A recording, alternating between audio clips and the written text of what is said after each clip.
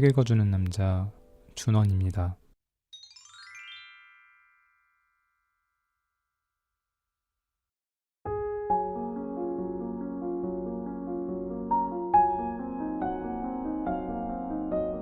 굳이 무언가 보여주려고만 하는 당신의 삶에게 어딘가에서 잃어버린 무언가를 되찾으려는 당신의 사랑에게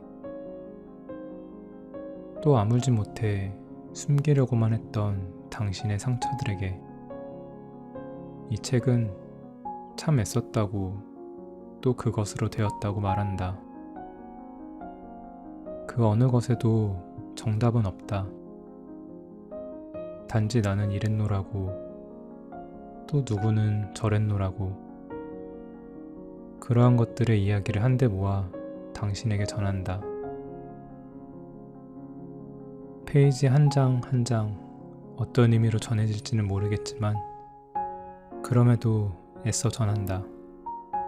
삶에, 사랑에, 상처의 불안을 떨쳐내지 못하는 당신에게 권하는 책. 소중한 사람에게 권하고 싶은 책. 사랑하는 사람아, 참 애썼다. 그것으로 되었다. 제가 오늘 읽어드릴 책은 정영욱 작가님의 참 애썼다. 그것으로 되었다입니다. 일전에 나를 사랑하는 연습이란 책을 읽어드린 적이 있었는데 그때 정영욱 작가님의 글에 매료되었죠. 편하게 마음에 와닿는 필체가 참 좋더라고요. 그래서 읽기도 편했습니다. 혹여 나를 사랑하는 연습을 듣고 싶으신 분들은 우측 상단 카드를 클릭하시거나 영상 설명의 링크를 이용해주세요. 이번에도 제 주관적으로 글들을 선정해 보았습니다. 그럼 오늘도 작은 위로의 시간이 되시길 바라며 편안하게 들어주세요.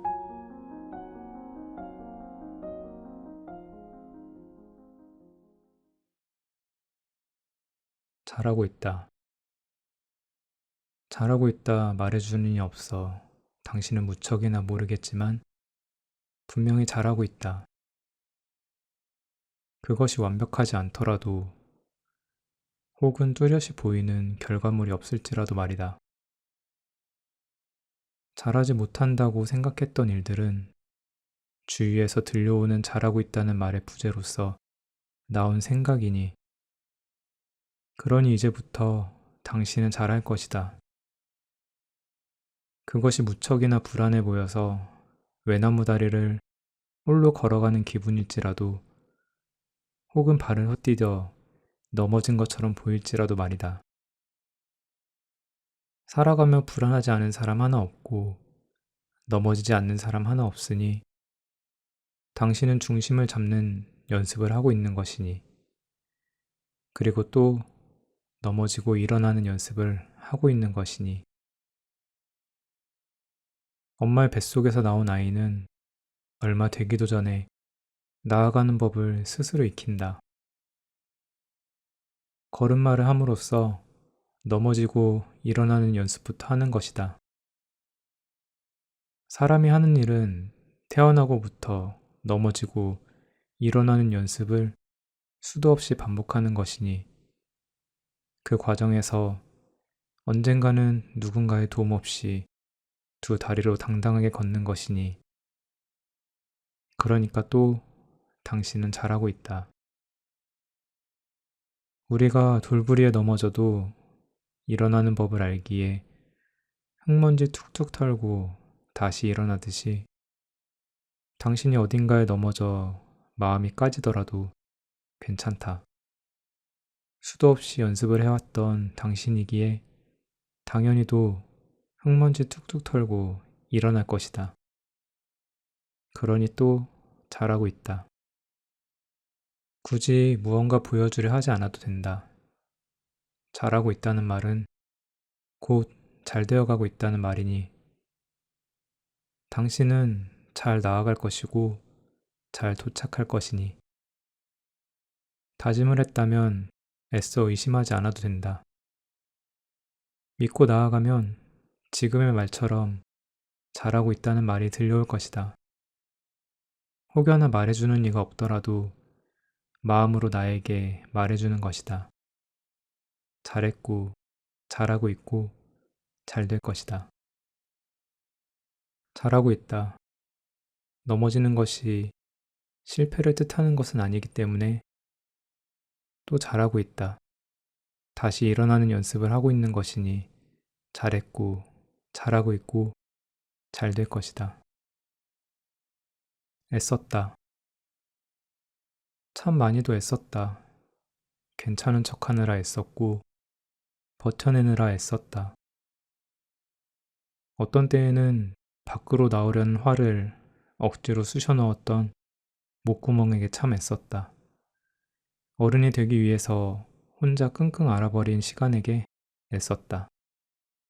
힘들지 않은 일도 억지로 하면 힘들기만 한데 억지로 힘내온 당신의 마음에게 참 애썼다.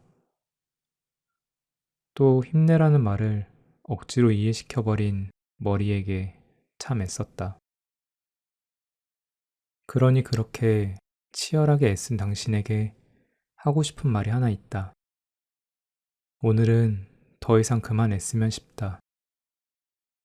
애써 자책하지도 말고, 애써 헛되게 생각하지도 말고, 애써 아쉬워하지도 말고, 애써 뒤돌아보지 말고, 오늘 하루도 그렇게나 애썼으니 말이다. 마지막으로 애써 자신에게 말을 건네면 좋겠다. 난 오늘 참 잘했다고. 실수하지 않아서가 아니라 포기하지 않아서, 뒤처지지 않아서가 아니라 멈춰서지 않아서 참 잘했다고 말이다. 애써 이야기했으면 좋겠다. 포기하는 용기. 무너지는 것에도 마땅한 용기가 필요합니다. 앞으로 달리는 것과 같이 뒤를 향해 달리는 것 또한 힘이 드는 것은 마찬가지입니다. 건물을 짓는 것은 무척이나 수고스러운 일이지만 그것을 무너뜨리는 것도 그에 못지않게 수고스러운 일입니다. 아니, 어쩌면 무너진다는 것은 일어서는 것보다 무겁게만 느껴질 때가 많습니다. 도저히 무너질 힘이 없어서 그래서 우리는 다시 일어난 적이 빈번합니다. 나에 대하여 배신하는 것 같아서, 나의 노력에게 배신하는 것만 같아서, 내가 이것밖에 안 되는 것만 같아서, 이걸 놓으면 내가 다시는 일어서지 못할까 두려워서, 어떤 날에는 나 자신의 문제보다도 주변의 반응이 무겁게만 느껴지기도 했습니다. 삿대질을 받을까봐, 나에 대해 수군거리는 소음이 무서워서, 또는 나를 믿어주는 사람들을 배신하는 것만 같아서, 그리고 영영 나를 믿어주지 않을 것만 같아서, 그렇게 저절로 혼자가 될 것만 같아서, 그래서 우리 모두는 무너뜨릴 힘이 나지 않습니다. 용기가 나지 않습니다. 억지로 이겨야 하는 방법만 배워왔고 그렇게 살아왔기 때문에 세우는 방법에 대해서만 익혔고 앞을 바라보는 것만 정답으로 여겨왔기 때문에 그래서 그와 반대되는 것은 잘못된 것이라 인식되어 있기 때문에 그 때문에 우리는 무너지기라도 한다면 뒤를 향하기라도 한다면 남에게 숨길 생각부터 합니다. 나는 그래왔고 그래야 했던 나 자신에게 당신에게 말하고 싶습니다. 그것은 잘못된 것이 아니라고. 이제부터 숨기지 않아도 된다고. 나는 당신에게 박수를 보낼 것입니다. 어제 오늘 그리고 1년 전 혹은 1년 후 그 어느 때라도 무너졌던 당신에게 무너진 당신에게 무너질 당신에게 무너지고 있는 모든 것에게 삿대질이 아닌 박수를 보낼 것입니다. 참으로 용기를 내었다고, 얼만큼 힘이 들었느냐고, 또 잘한 것이라고, 그것보다 힘든 일이 어디 있느냐고. 그리곤 생각합니다. 당신이 돌아가는 그 길에는 앞만 보고 달리느라 놓쳐버렸던 아름다운 풍경이 있기를 바랄 뿐입니다. 결국은 당신을 어딘가로 도착하게 만들 샛길이 있길 바랍니다. 또 그 샛길에서 또 꾸준히 달리기를 바랍니다. 당신이 무너뜨린 그 건물 위로 더 높은 건물이 세워지기를 바랍니다. 더 높지 않더라도 괜찮습니다. 당신이 꿈에 그렸던 아름다운 어떤 것이 지어지기를 바랍니다. 모든 것이 무너진다고 해도 당신 하나만 무너지지 않는다면 다른 곳에 도착할 수 있고 다시 만들어질 수 있습니다. 그러니 나는 정작 자신에게만큼은 무너지지 않을 당신에게 박수를 보냅니다. 무언가를 하지 못한 당신의 용기에, 무언가를 포기해버린 당신의 결정에 박수를 보냅니다. 그 언젠가 참 어려운 결정을 한 당신에게 박수를 보냅니다. 좋은 사람의 기준. 나는 또 누군가에게 좋은 사람으로 남지 못했어. 언제는 좋은 사람이 되지 못했다는 생각에 아쉬움을 떨치지 못했고, 주위의 사람들은 그런 나를 비난하는 것만 같아 주저앉아 우는 날이 있었다. 맞아. 나는 언제까지고 누군가에게 좋은 사람으로 남기 위해 무던히도 노력해왔다. 누군가에게 좋은 사람으로, 누군가에게 좋은 연인으로, 좋은 학생으로, 좋은 선배로, 좋은 딸로. 그런 욕심 가득한 나를 못 이겨 자신을 미워하기도 했으며, 틀어진 관계에 대하여 결국은 나를 탓하던 때가 많았다. 언제까지고 좋은 어떠한 것으로 남기 위해서 나 자신을 좋지 못한 사람으로 몰아세운 것이다. 그러니 매번 주변 사람의 눈치를 보게 되었고, 혹여나 나를 나쁘게 생각하면 어떨까 하는 걱정스러운 마음에 나의 행동은 하나하나 모든 것이 조심스러워진 것이다. 아빠는 좋은 아빠가 되기 위해서 위치에 맞게 최선을 다한단다. 자신의 위치에서 최선을 다하는 것이 좋은 사람이 아닐까 싶어서. 학생의 위치에서, 부모의 위치에서, 배우자의 위치에서 그 위치에 맞게 최선을 다하는 것. 가령 나는 학교에선 학생이라는 위치에 있는 것이고, 쉬는 시간에는 또래 아이들과의 철없는 위치에 있는 것이다. 또 집에 들어가면 딸이라는 위치에 있는 것이다. 우리 아빠도 그렇다.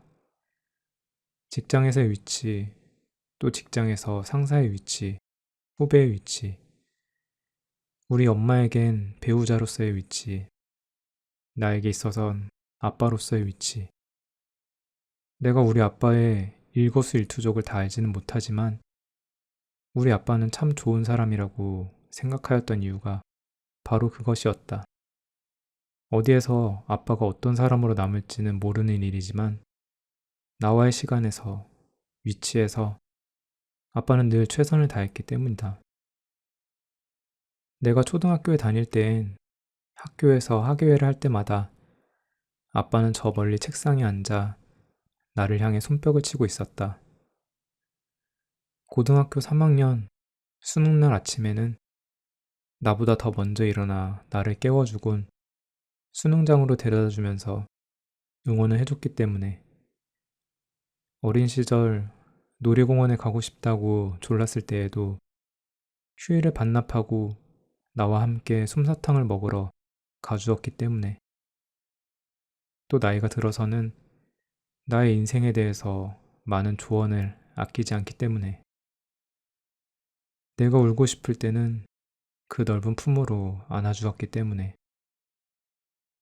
그렇게 늘 아빠는 아빠의 위치에서 최선을 보여주었기 때문에, 그렇기 때문에 아빠는 나에게 좋은 사람으로 남았던 것이었다. 맞다. 그 누구도 모두에게 좋은 사람이 될 순 없다. 모든 상황에서 모두의 입맛에 맞게끔 좋은 사람이 될 수 없다는 것이다. 나는 내가 소중하게 여기는 어떤 것으로부터 최선을 다하여서 그것으로부터 좋은 사람으로 남으면 되는 것이었다. 모두에게 사랑받을 수 없고 모두를 만족시킬 수 없는 노릇이기 때문이다. 아빠는 나의 축 처진 어깨를 감싸 안고 말했다. 괜찮다, 얘야. 네가 어떤 것으로부터 슬픈 사람이어야 할 때는 마음껏 울어. 그게 그 위치에서 최선을 다하는 것이야. 맞아, 아빠. 나는 또 엉엉 울고 다시 일어서야겠다. 나를 소중하게 생각하는 어떤 것들로부터 최선을 다하기 위하여, 그것으로부터 좋은 사람으로 살아가기 위하여. 당신도 최선을 다했다면 그것으로 된 것이라 말하고 싶다. 그럼에도 나를 좋은 사람으로 두지 못하는 것들에는 미련 없이 떠나라. 그래도 어쩔 수 없이 슬프다면 최선을 다해 울어라. 어떤 행복한 것들로부터 기쁘다면 최선을 다해 기뻐하고, 또 힘들어야 한다면 최선을 다해 힘들어해라. 어떠한 위치와 상황으로부터, 사람으로부터 최선을 다하라. 우리 모두 소중하게 생각하는 어떤 것으로부터 좋은 사람으로 남기 위하여, 좋은 사람이 되기 위하여. 아빠, 나는 아빠에게 좋은 사람이야? 아빠한텐 말이야. 딸은 잘 자라주는 것만으로도 참 좋은 사람이란다. 행복했던 시간을 행복했던 시간으로 간직할 수 있다면, 행복했던 시간을 행복했던 시간으로만 그대로 간직할 수는 없을까? 그러니까 조금이라도 행복할 기미가 보인다면 그것이 거대한 파도가 되어 내 남은 행복마저 전부 쓸어갈까 봐서 그래.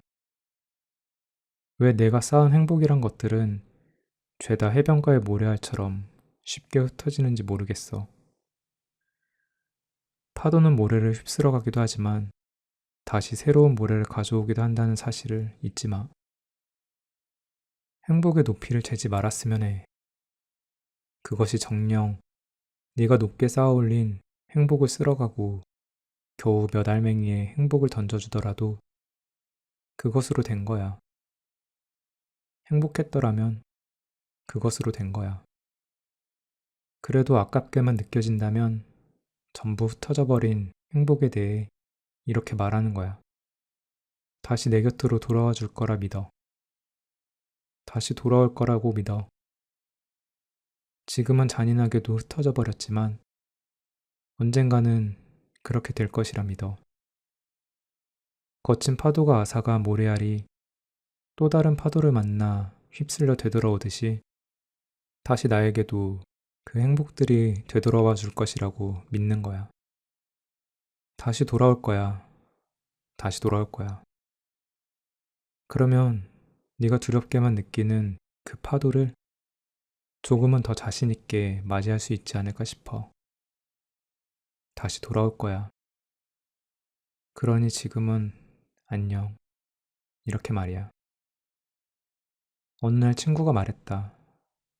행복했던 시간 그대로 남길 수 없을까? 잔인한 순간이 아니라 요즘은 내가 행복하다 느껴지기라도 하면 덜컥 겁이 먼저 나고 그래. 그 행복으로부터 다시 불안함을 느끼기도 하고 가끔은 도망치고 싶기도 하고. 그게 참 외로운 것이더라. 오랜만에 만난 친구와 술 한잔 기울이고 헤어지려고 하는 길. 친구는 갈증이 나지 않냐고 뭐 좀 마시자며 편의점에 들리자고 했다. 집으로 가는 방향을 조금 틀어서 도착한 편의점에는 참 많은 종류의 캔음료가 있었다. 곧 그 많은 것들이 하나둘 시선에 들어왔고 또 어떤 것들은 눈길 하나 없이 스쳐 지나갔다. 복잡하게도 진열된 상품들을 보곤 찰나의 생각이 머릿속을 가득 채웠다. 오늘 친구는 이야기했다. 내가 연애를 하지 못하는 이유에 대해서 말이다.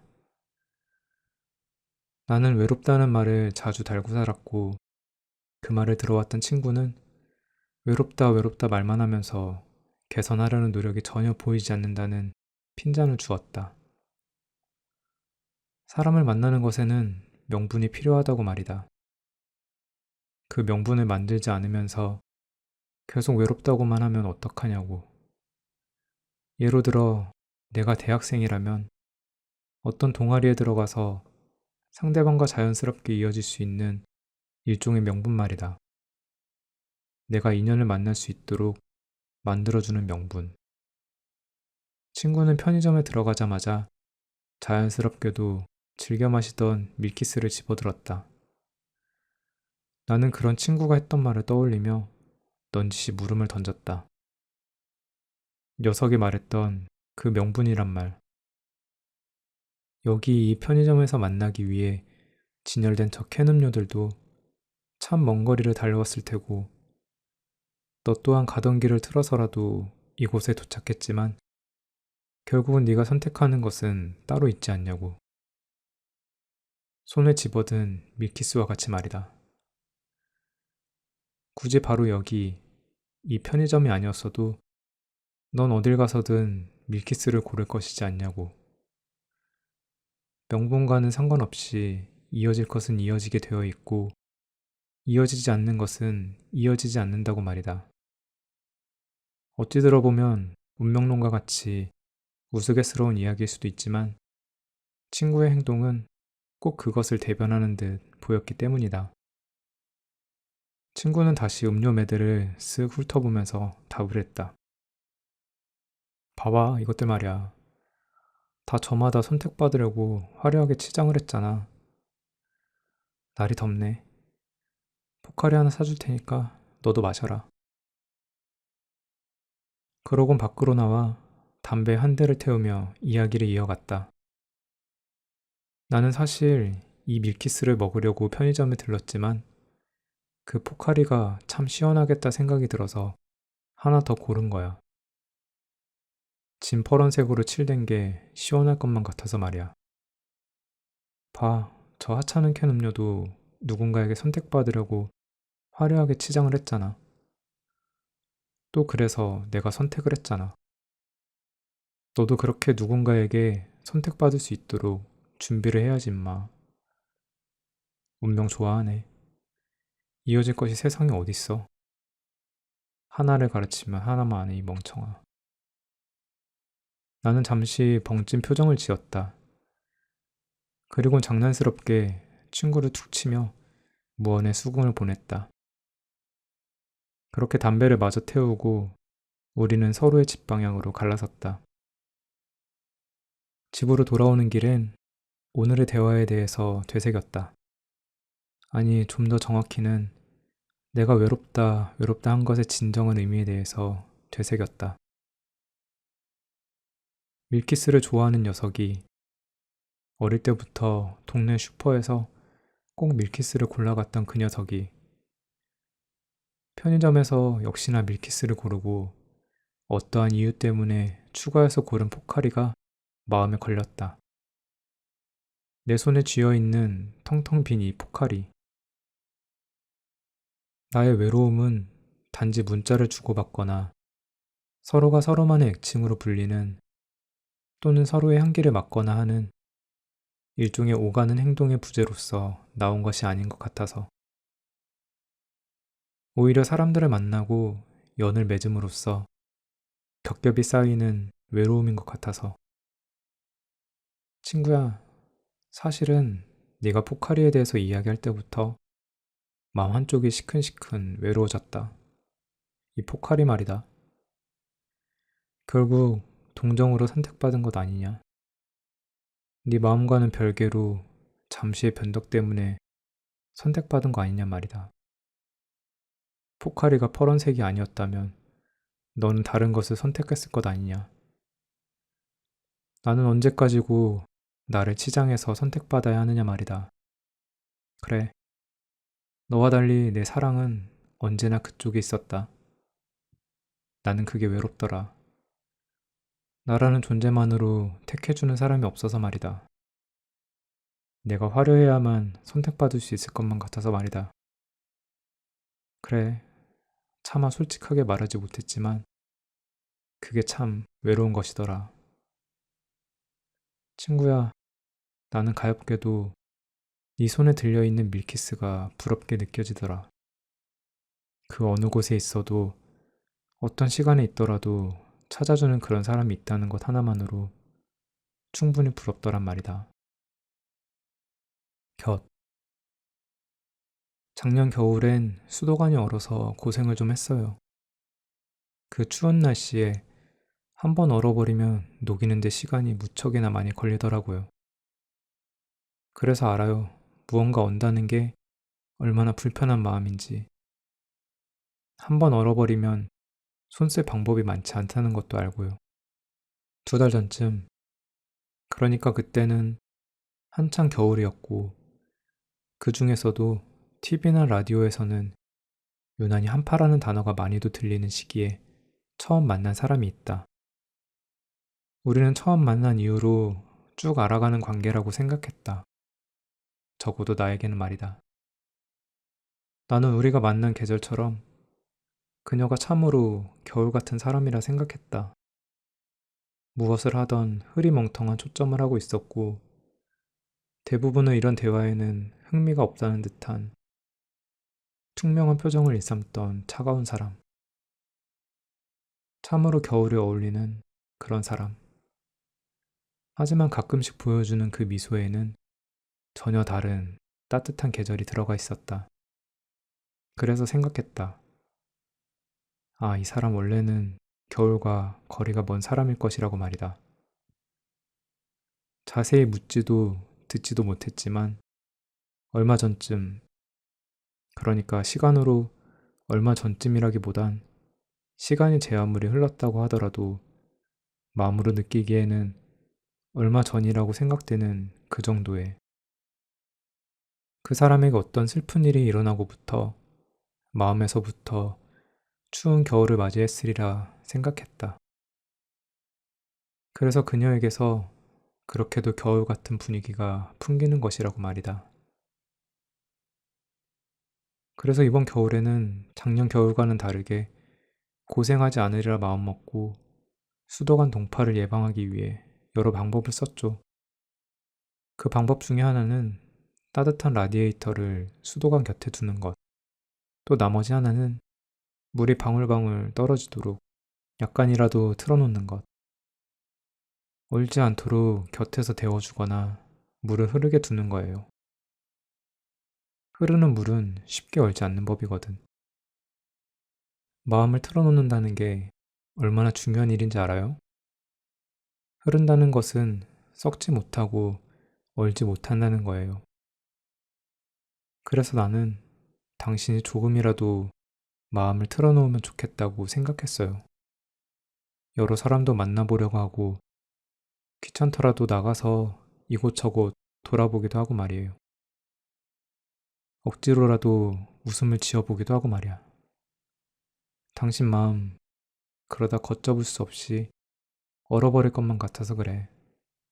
무척이나 차갑다는 것이 마음에서부터 전해져. 그녀는 나의 말에 고개를 끄덕이며 동의했지만 그 끄덕임은 차가운 날씨에 몸이 굳어버린 것처럼 삐걱거림과 떨림이 가득 차 있었다. 그래, 차갑다는 말은 맞아요. 근데 이미 걷잡을 수 없이 얼어버렸으면 그때는 어떻게 해야 할까? 틀어놓는다 해도 이미 얼어버린 마음이라서 틀어놓을 구멍조차 보이질 않는 마음일 때 그땐 어떻게 해요? 기분 나쁘거나 그렇진 않아요. 당신이 나를 차가운 사람이라 느낄만 해요. 근데요, 어쩔 수 없어요. 이미 얼어버린 나도 답답해요. 곁이라는 거 그게 무슨 의미인지 알아요? 곁? 가까이 둔다는 거잖아요. 그게 왜요? 맞아요. 곁이란 것은 가까이 두는 거예요. 겨드랑이 밑을 곁이라고 부른다 하더라고요. 곁에 둔다는 것은 겨드랑이 밑에 두는 것과 같이 가까이에 사람을 둔다는 거예요. 내가 아까 수도관의 동파 예방법으로 라디에이터를 수도관 곁에 둔다고 한 말 있잖아요. 사실 예방법이기도 하지만 얼어버린 수도관을 며칠 내로 녹일 수 있는 처방전이기도 해요. 얼어버린 당신 마음 틀어놓을 여유가 없다면 이쪽으로 좀 와봐요. 얼어버린 그 마음 천천히 녹여줄게. 그렇게 녹아내려서 당신 마음 틀어놓을 정도가 되면 그땐 당신이 선택해도 돼요. 이 사람 곁에서 조금씩이라도 마음을 틀어볼지, 아니면 따뜻한 어떤 것을 다시 곁에 두기 위해 떠나버릴지, 무슨 선택을 하든 간에 난로처럼 곁에 있을게요. 너무 가깝지도 멀지도 않도록 좋아한다는 말이에요. 내가 곁에 있을게요. 좋아해요. 내 마음은 고물이 아닌데. 예전에 창고에 있던 먼지 수북하게 쌓인 TV를 고물상에 팔았던 적이 있어요. 키로당 몇천 원을 받았었는데 버리기엔 아깝고 팔기엔 팔리지도 않을 것 같은 애물단지였거든요. 그래서 비록 헐값에 팔아넘겼어도 아깝단 생각 하나 없이 그 돈을 보태서 가볍게 삼겹살에 소주 한잔 했죠. 근데 내가 그 대상이 되어보니까 알겠더라고요. 애물단지 취급받아 보니까 고물상이라는 거, 그거 참 비합리적이라고 말이죠. 그 안에 얽혀있는 복잡한 이야기와 그것을 이루고 있는 것들은 전부 뒤로 하고 오로지 무게로만 값을 매기잖아요. 내 마음은 진짜 그 사람 생각으로 드럽게 얽혀있고 나른 내 진심들로 이뤄져 있는데 그 사람은 그 사람이 단순하게 느끼는 무게로 환산해서 누군가에게 내 마음 헐값에 팔아넘길 생각할까 봐서. 나는 내 마음 제값에 못 받고 팔렸다고 해도 분하지 않을 텐데 그 사람은 그날 홀가분하게 소주 한잔하고 그냥저냥 자기 합리화해야 할까 봐. 그래서 분하고 마음 아프단 거예요. 사람 마음 그거 있잖아요. 그냥 가볍게 무게로만 바꿔서 팔아넘기면 참 편해요. 그렇죠? 그러면서도 내 마음, 그 사람 머리 안에선 어디 창고에 치워놓는 애물단지로 생각될 거라면 누군가에게 헐값에라도 팔려가는 게 마음 편할까 싶기도 하고, 그렇게 내가 없어지는 것이 그 사람 인생에 도움된다 싶으면 마음 홀가분하게 떠나갈 수 있을까 싶기도 하고. 몰라. 복잡해요. 이 복잡한 마음, 그 사람은 헐값에 팔아넘겼어도 누군가는 알아봐주고 제 값에 가져가줬으면 싶기도 하고, 남주기는 아깝고 가지고 있기는 싫은 애물단지 취급받는 거 지쳐서 그래요. 정리가 안 되는 마음 다 말해봤어요. 내가 떠나주는 게 맞는 거겠죠? 서로를 위해서 말이에요. 돌아본다는 것은, 뒤를 자주 돌아본다는 것은 소중한 것을 남겨두고 나아간다는 뜻이라고 생각했다.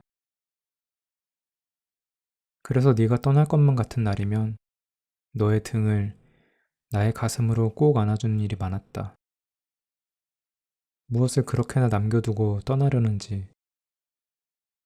네가 고개를 뒤로 돌리는 일이 잦은 날에는 굳이 돌아보지 않아도 느껴지게끔 너의 뒤를 꼭 안아주는 것이다. 네가 더 이상 뒤를 돌아보지 않던 날을 기억한다. 여느 날과 같이 꼭 감싸 안아주려는 나에게 등을 내어주지 않았고 돌아보지도 않은 채로 매정하게 성큼성큼 걸어나갔던 사람. 그런 네가 떠나간 거리를 두고 집에 돌아가는 길에 나는 무척이나 뒤를 돌아보며 울었다. 그때 처음으로 알게 되었다. 뒤를 자주 돌아본다는 것은 남겨둔 것이 아니라 남겨진 것이라는 것을 말이다. 돌릴 수 없는 시간과 사람을 품고 있는 것이다. 가장 사랑했던 당신, 나의 시절아. 요즘은 내가 자주 뒤돌아볼 때면 그때 너에게 했던 등을 꼭 안아주는 행동과 같이 나의 등을 꼭 감싸 안아주는 사람이 생겼다. 그래서 묻고 싶어. 당신은 그때 어땠는지 말이야.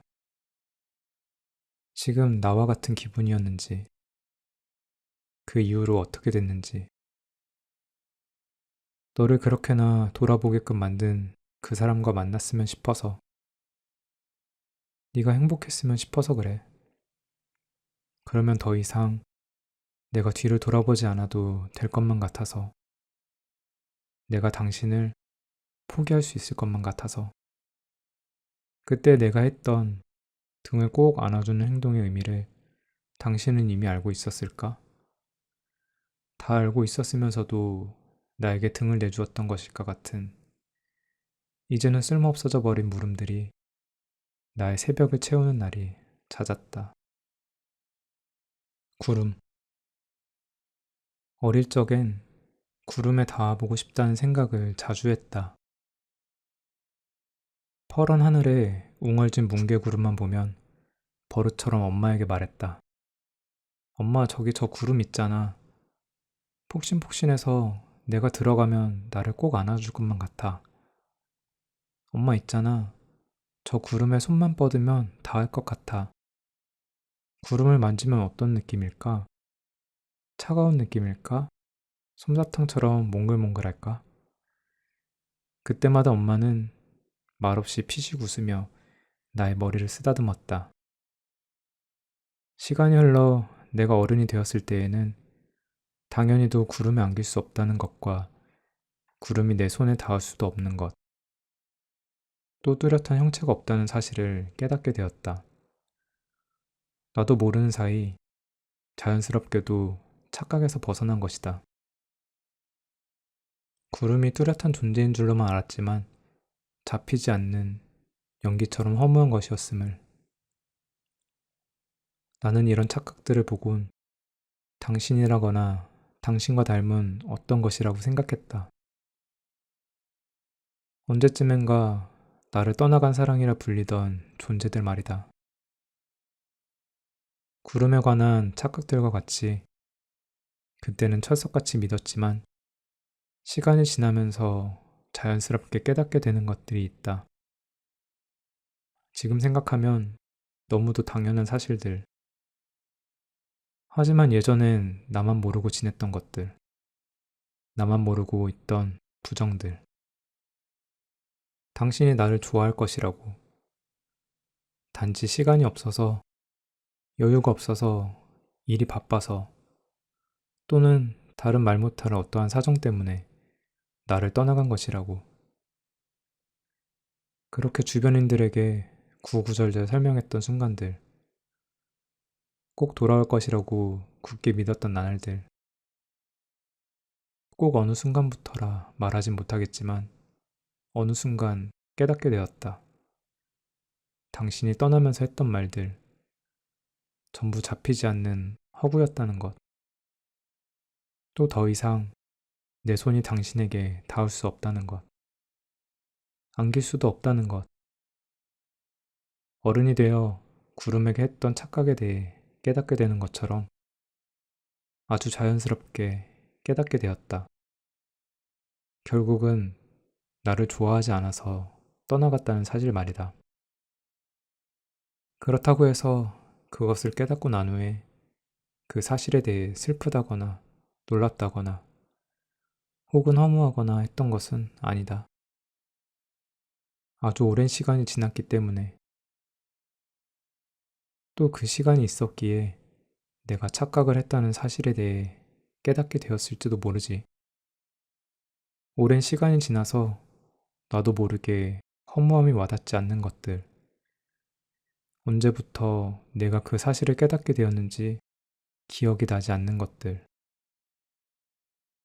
당신에 대한 사랑과 미움과 같은 어떤 명확한 감정이 남아있지 않고 그냥 그 사실 그대로 아무렇지 않게 받아들이는 것, 받아들여지는 것, 또는 그런 연습이 필요했던 긴 시간들, 전부 구름과 같이 유하게 흘러가고 또 용서되는 감정들.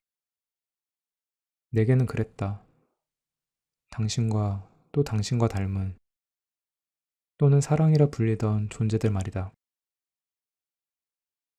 지금껏 다 그렇게 떠나갔고 나는 그렇게 떠나보냈다. 분명 가시적이지만 그렇다고 만져질 만큼만 아닌 정도의 농도를 띠고 있는 감정으로 오늘의 구름을 보며 당신과 참 닮기도 했다 생각했다. 닿을 수 있을 것만 같다고 생각했던 무수한 날들. 당신의 어떠한 사정이 해결되면 나에게도 기회가 올 것이라는 헛된 망상. 어느샌가 착각하고 살았구나 하고 깨닫게 되었다. 지운다는 것. 지우개는 무언가를 지우기 위하여 점점 자신을 잃어간다. 꾹꾹 눌러 적은 문장일수록 그 자국이 선명하다. 수정 테이프로 덮어버린 흔적은 조금만 스쳐 지나가도 다시 그 모습을 드러낸다. 잠깐의 실수로 생긴 상처는 평생을 자국으로 남아 지우지 못하는 경우가 허다하고 한번 새겨진 문신은 지워지기 위해 몇 배의 시간과 아픔을 필요로 한다. 정말로 지운다는 것이 그렇다. 어떤 때에는 나 자신을 갉아먹기도 하며 어떤 스쳐 지나감 하나만으로도 다 지웠다는 확신이 다시 지우겠다는 다짐으로 전락해버리는 것이다. 지워진 줄로만 알고 지냈던 마음속에는 꾹꾹 눌러 담은 기억이 고스란히 자국으로 남는 것이다. 어쩌면 사람은 알아가는 것보다 배워가는 것보다 그 사실을 지워가는 것에 더 많은 시간을 쏟는다. 그래서 기억되지 않는 만남은 없다. 찰나의 만남이더라도 영원한 자국으로 남는 만남과 흐릿해지기 위해서 함께한 시간만큼의 갑절의 시간은 필요한 만남이 있을 뿐이다. 잔인하게도 그렇다. 무언가 지운다는 것, 또 묻어두는 것, 또는 되돌리는 것, 이렇게나 힘들고 애처로운 일이다. 사랑했던 무언가를 지운다는 것, 어쩌면 그때의 나를 통째로 잊어버려야 하는 것일지도 모른다.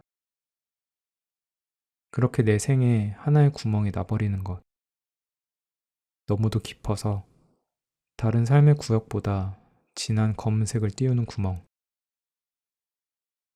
그런 구멍들이 하나둘 모여서 긴 밤을 이루면 나는 억지로 눈을 감아야지. 외로움이 몰려오기 전에 눈을 감아야지 생각했다. 내가 버리지 못한 당신의 마지막. 당신이 좋아했던 긴 머리를 자르고 당신과 커플로 맞춘 흰색 운동화를 버렸다. 어느 영화나 드라마에서 나오는 것처럼 무척이나 식상하게 당신에 관련된 것을 하나둘 버리기 시작하는 밤이 있었다. 사람들은 이런 것을 두고 흔히들 정리한다고 표현하더라. 그동안 무척이나 소홀했던 것들을 옆에 두고 이젠 쓸모없어진 당신들을 버리는 것이다. 그러곤 당신이 마지막으로 선물해준 향수 앞에서 잠시 멍을 때렸다. 당신과 관련된 모든 물건을 정리하는 것만큼 쓸모없는 짓이 있을까? 나에게 가장 필요한 것은 당신인데 나는 왜 당신을 정리하고 있는 것일까? 당신이 가장 좋아한다는 향수를 나도 가장 좋아하게 되었던 수많은 날들. 그런 날들을 전부 부질없었노라고 억지로 생각하며 향수를 집어 쓰레기통에 처박아 두었다. 내 주위에 당신과 관련된 모든 것을 버리지만 당신에 대한 마음 하나만큼은 버리지 못할 것만 같은 위태로운 밤이었다. 문신처럼 지워지지 않을 것 같은 당신이라서 지푸라기라도 잡는 심정으로 온몸을 비누로 닦는 쓸모없는 행위들. 아니, 어쩌면 나는 당신과 관련된 모든 것을 버릴 수 없을 것이다. 나 또한 이미 당신과 관련된 무수한 것들 중 하나임을 깨닫는다. 나에게 있어 당신을 정리한다는 것. 어쩌면 나의 이름을 잊어버리는 것보다 어려운 일이 될 수도 있다는 것. 그럼에도 지금 내가 할 수 있는 유일한 것. 그러기에 더 먹먹해지려고만 하는 것. 당신과 관련된 모든 것을 정리하려다 나는 절대 그럴 수 없다는 불가항력 같은 느낌이 들었다.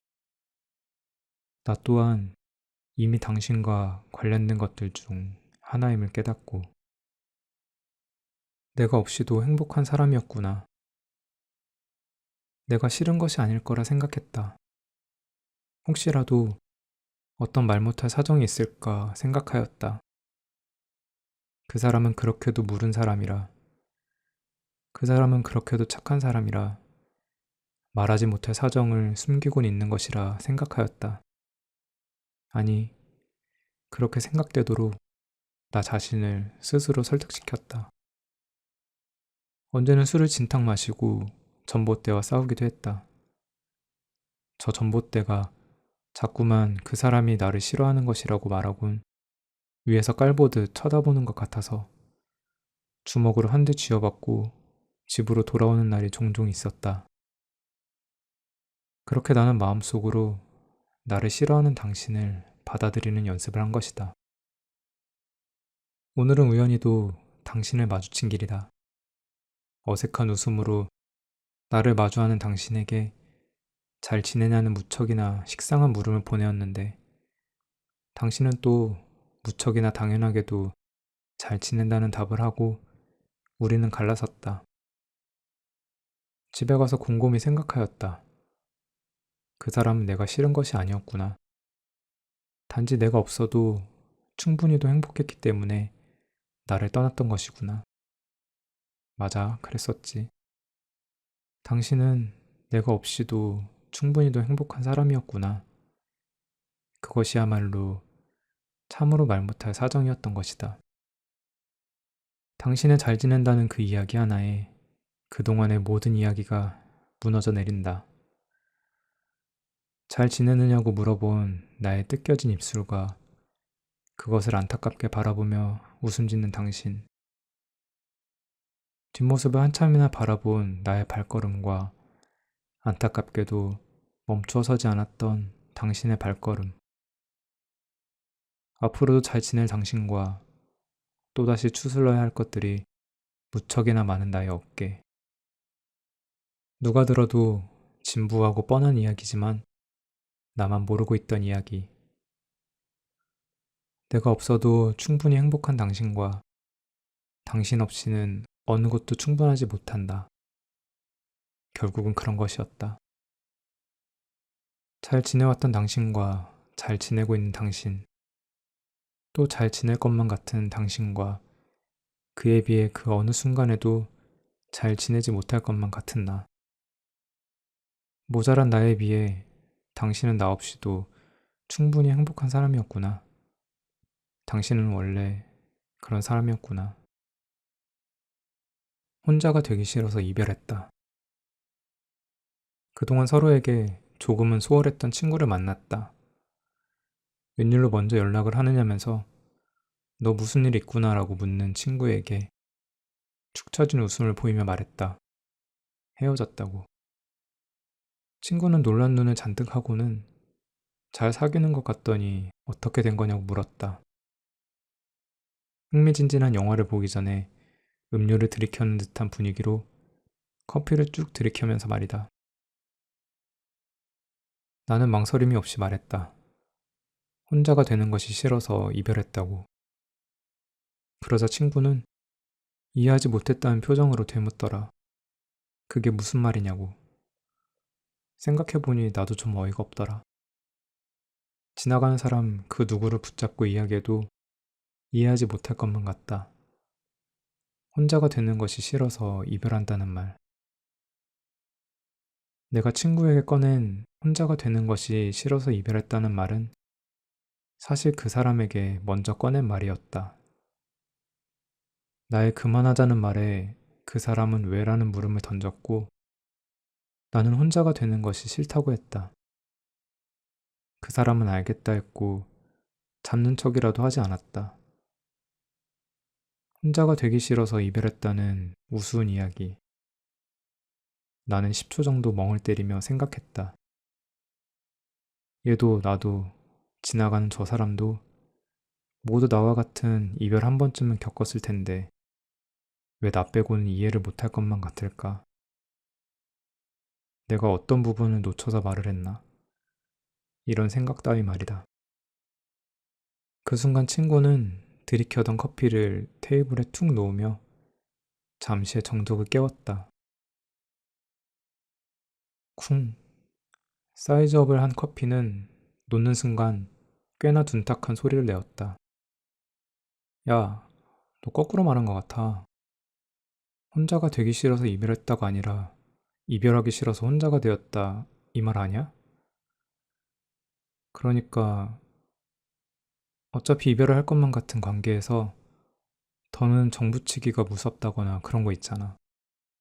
네가 생각하는 아픔의 크기의 이별이 두려워서 차라리 반포기 상태로 자진해서 혼자가 되었다는 아닌가? 아니야, 그런 뜻이 아니었어. 친구의 말은 제법 그럴듯했고 누구에겐 한 번쯤은 있었을 법한 이야기였지만 내가 뱉은 말은 그런 뜻이 아니었다.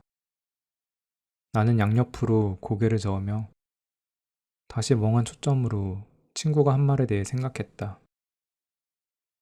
내가 생각하는 아픔의 크기의 이별이라. 나는 그 사람과의 관계에서 이별을 생각한 적이 없었다. 단지 사랑을 이어가고만 싶었지. 또 아픔의 크기가 과연 존재할까? 또 친구가 마시던 커피도 그 크기만큼 쿵 하고 소리를 내었는데 나의 이별은 별 소리가 없었다. 그렇게 지지고 볶고 싸우더니 정작 이별할 땐 별 소리도 나지 않았던 이유 말이다. 나의 이별은 계속 브레이크를 밟고 있었나? 나와 당신의 사랑은 크기가 참으로 컸는데 그것이 자꾸만 헤어짐으로 향하고 있던 것이다. 나는 당신과의 헤어짐이 싫어서 브레이크 계속 밟은 것이었고 그 과정에서 삐거덕삐거덕 참 많이도 소가리를 했다. 결국 우리는 헤어짐으로 향하는 속도가 점점 줄어들며 아주 살짝 콩 정도의 소리로 이별에 부딪힌 것이다. 별 소리 없이 단 몇 개의 문자로 끝나버린 이별 말이다. 이 쏟아지는 생각의 흐름을 친구에게도 말했다. 친구가 꺼낸 이별의 크기라는 말에서부터 커피를 거쳐서 소리에 대해 생각했고 결국은 브레이크까지 생각했다고. 그러자 또 친구가 마시고 있던 커피를 테이블에 툭 하고 놓았다. 쿵. 반쯤 사라진 커피의 양만큼이나 좀 전과는 다르게 옅은 소리를 내었다. 더 이상은, 응? 더 이상이라는 단어가 빠져 있었네. 더 이상은 혼자가 되기 싫어서 이별했다. 이제는 이라던가, 더 이상이라던가, 그런 누적되었다는 것을 의미하는 단어들. 네가 브레이크 이야기할 때 알게 됐어. 어떤 관계에도 가속도가 붙을 수 있다는 건 말이야. 계속해서 브레이크를 밟았지만 결국은 헤어짐으로 향하게 되는 관계의 가속도. 그러니까 가속도 이것도 아닌가? 더 이상은 혼자가 되기 싫어서 이별했다. 맞다. 이제서야 떠올랐다. 더 이상이라는 단어. 관계의 가속도가 붙었다. 헤어짐으로 향하는 우리의 관계에 가속도가 붙어버려서 더 이상은 버틸 수가 없어서 더 이상은 혼자가 되는 기분이 싫어서 그래서 결국 콩 하고 부딪혀버렸다. 나는 당신에게 표현하지 못한 말 그래도 이해했었어? 혼자가 되기 싫어서 이별을 했다는 이 황당한 이야기 말이야. 내가 던진 말에서 빠진 더 이상은의 의미를 당신은 이미 알고 있었을까 해서 그래. 가장 중요한 단어를 빼먹고 전달한 말을 이해해 줄 만큼 당신도 내가 지쳤다는 것을 알고 있었을까? 어쩜 우리 사이는 그런 말이 필요 없을 정도로 헤어짐을 이해하고 있었을까?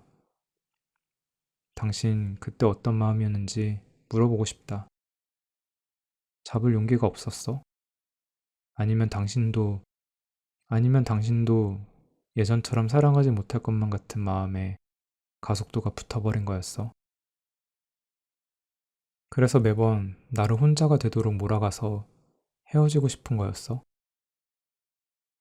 시간을 돌려서라도 물어보고 싶다. 어떻게 당신이 내 말을 이해했던 것인지 말이야. 더 이상은 혼자가 되기 싫어서 이별했어. 돌아서세요. 단순하게 서운한 점이 많아서 끝나는 관계는 어디에도 없습니다. 다만 그 많은 서운함이 쌓여서 체증을 느끼기 때문에 힘든 것이고 그 힘든 것조차 쌓이다 보니 관계가 무너지는 것이죠. 서운한 것을 말하기라도 한다면 그 관계가 끝날까봐 혹은 서운한 것을 말하면 그 사람이 나를 싫어하게 될까봐 결국은 파동 하나 없이 잠잠한 관계가 요동치게 될까봐 숨겼던 것들이 안에서부터 썩어나도록 몰고 가는 겁니다.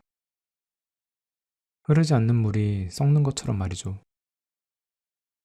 서운한 것이 한두 가지가 아님에도 말하지 못하는 그런 자신에게서 돌아서세요.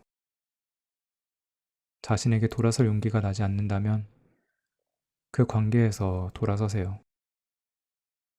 그 관계에서조차 돌아서지 못할 것 같다면 조금의 움직임만으로도 출렁임에 넘칠 것만 같은 꽉 찬 욕심에게서 돌아서세요.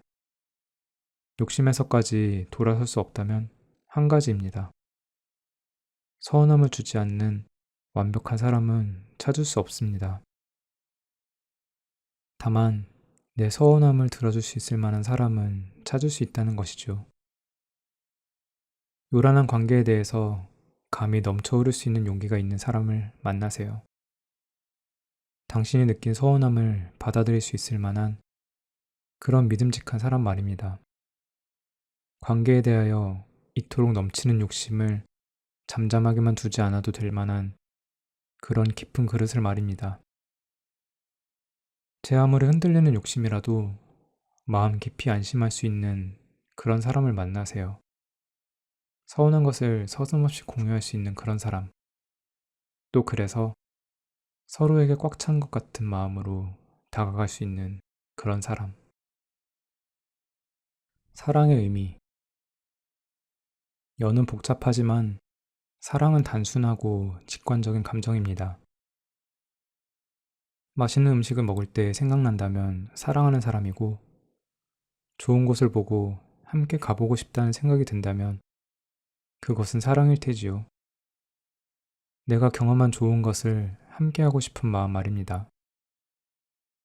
사랑과는 조금 다르게 나와 비슷한 것을 좋아하고 그것으로 이어지는 것, 나와 비슷한 성향을 가지고 있어서 함께하면 즐거운 것, 내가 하는 말에 십중팔구 공감하고 서로가 이해하는 말이 잘 오고 가는 것, 이것은 사람과 사람 사이가 이어져 있다는 연입니다. 다만 우리는 그 단순한 사랑을 복잡한 연애에 이어붙이려고 합니다. 사랑하는 사람이라도 나에게 맛있는 음식이 상대방에게는 싫어하는 음식일 수도 있는 것이고, 나에겐 정말 좋은 곳이 그 사람에게는 꺼려지는 곳일 수도 있는 것입니다. 또한 내가 하는 말이 상대방에게는 이해가 되지 않는 생각일 수도 있는 것입니다. 이 음식이 마음에 들지 않아도 그럼에도 함께라는 것으로 이해하는 것, 이 장소로 여행을 가는 것은 싫지만 그 사람과 함께하는 것이 좋기 때문에 그 장소로 여행을 가는 것, 논리 정연한 말보다는 막연하게도 마음으로 이해하게 되는 것, 그럼에도 이것이 사랑입니다.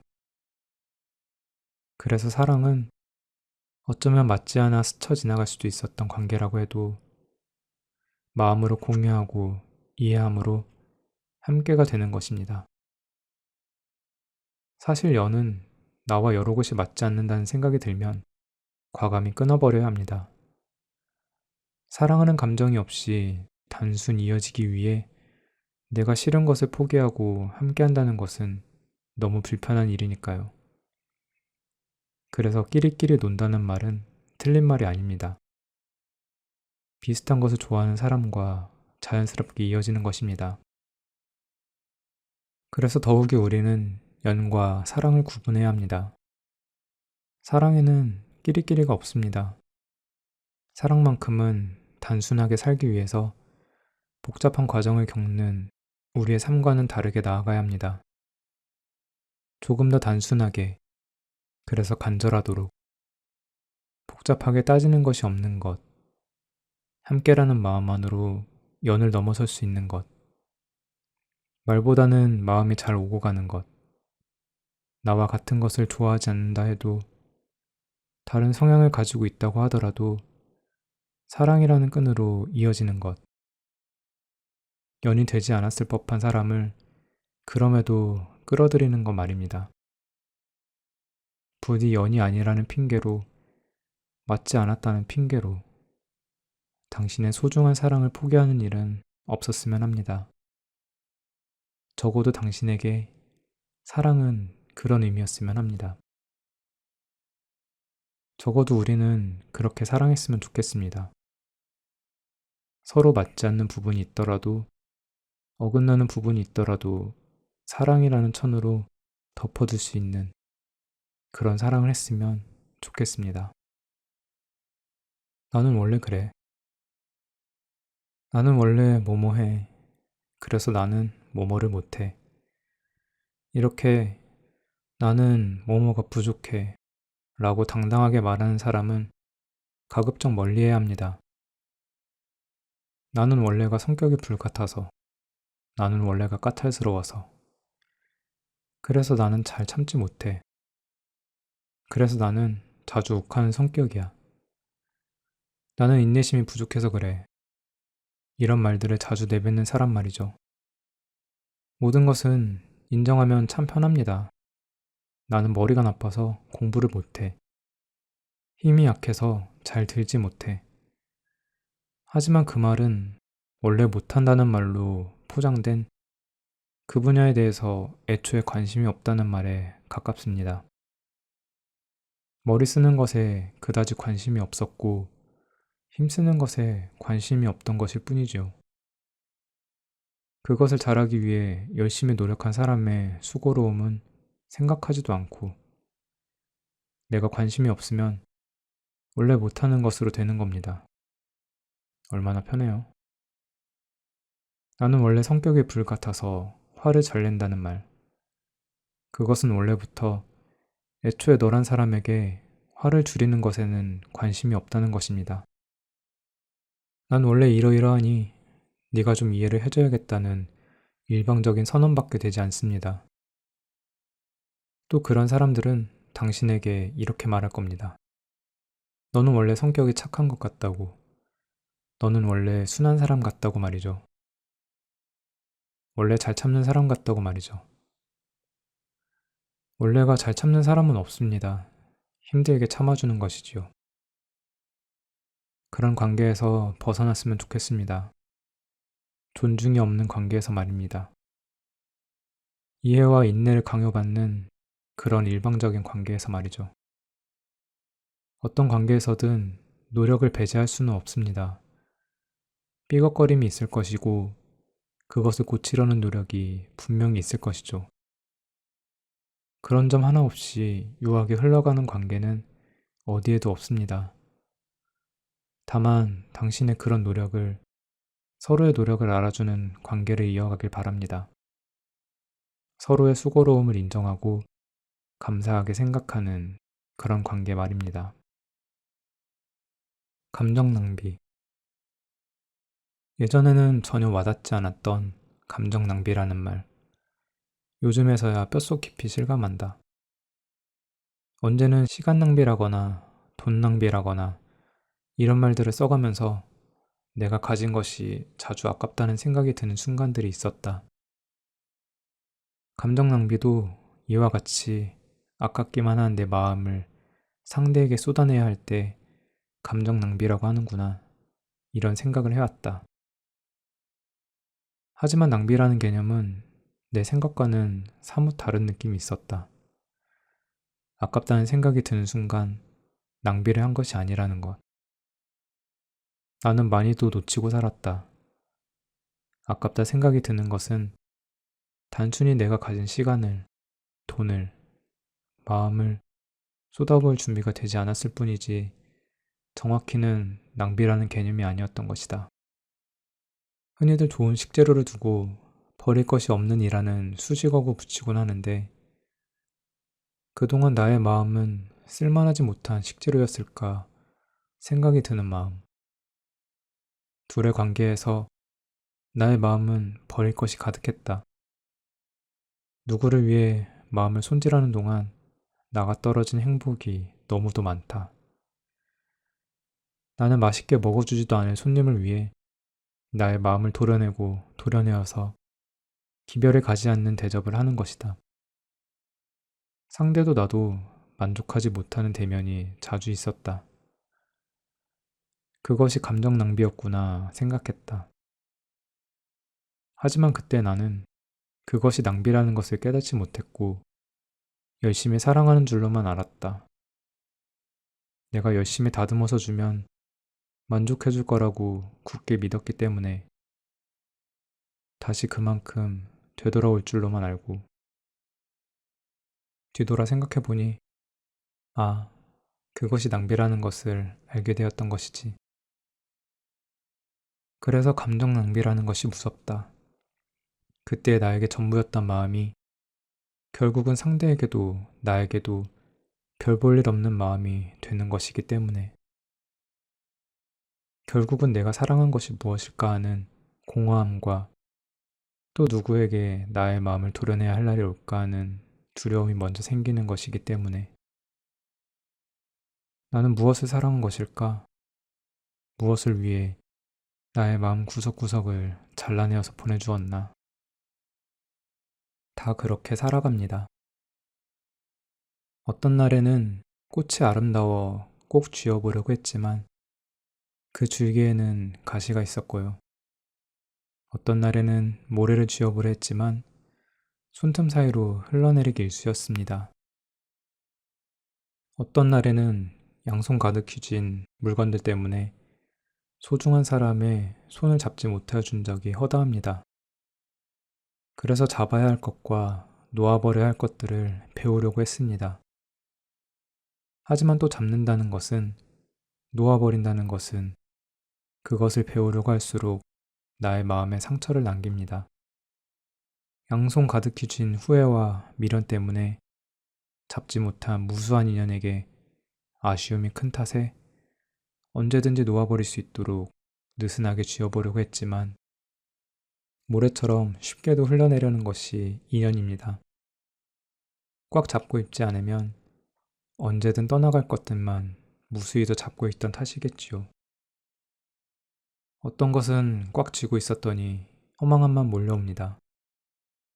힘을 주면 줄수록 물먹은 솜의 무게처럼 허황된 것들이 많은 탓이겠지요. 또 그래서 힘을 풀어보니 솜털이 바람에 흩날리듯 쉽게 흩어지는 것들이 대부분이었습니다. 태어난 순간부터 잼잼놀이를 배웠던 우리는 놓고 잡고를 연습하는 삶을 살아갑니다. 그런 삶이 싫더라도 언제나 그랬듯 또 그렇게 살아갈 것입니다. 다 그렇습니다. 우리가 힘든 이유는 단지 잡지 못했다는 사실이, 놓아버리지 못했다는 사실이 아니라 충분히 잡고 있을 수 있는데 놓아버려야만 하는 상황을 억지로 알게 됨으로부터, 또는 놓아버려야지만 편할 수 있는데 잡아야지만 내가 살 수 있는 상황이 나를 구석으로 몰아붙이기 때문이지요. 이제는 많이 연습해서 다 알고 있는데 그것을 꾸역꾸역 모른 척 이해해야 하기 때문이지요. 그러니 꽃을 꼭 쥐어잡아 손에 가시가 박힌다 하더라도 흘러내리는 모래를 꽉 쥐어잡으려는 미련한 짓을 한다고 하더라도 자신을 탓할 필요 없습니다. 다 그렇게 살아갑니다. 알면서도 모른 척 잘못하며 살아가는 것입니다. 그래서 그 언젠가 쉽게 포기한 것 같은 관계나 사랑이나 어떤 일 같은 것들, 전부 내가 되돌릴 수 있을 것만 같은 느낌이 드는 것이지요. 그땐 분명 쉽지 않은 결정이었겠지만 다시 되돌아간다면 포기하지 않았을 것 같이 느껴지는 것, 그것을 후회라고 부르나 봐요. 다 알면서도 놓아버리고 또 뒤돌아 생각하면 왜 그렇게 쉽게 놓아버렸을까? 지금이라면 잡을 수 있겠다. 이런 막연한 생각이 들곤 하는 것.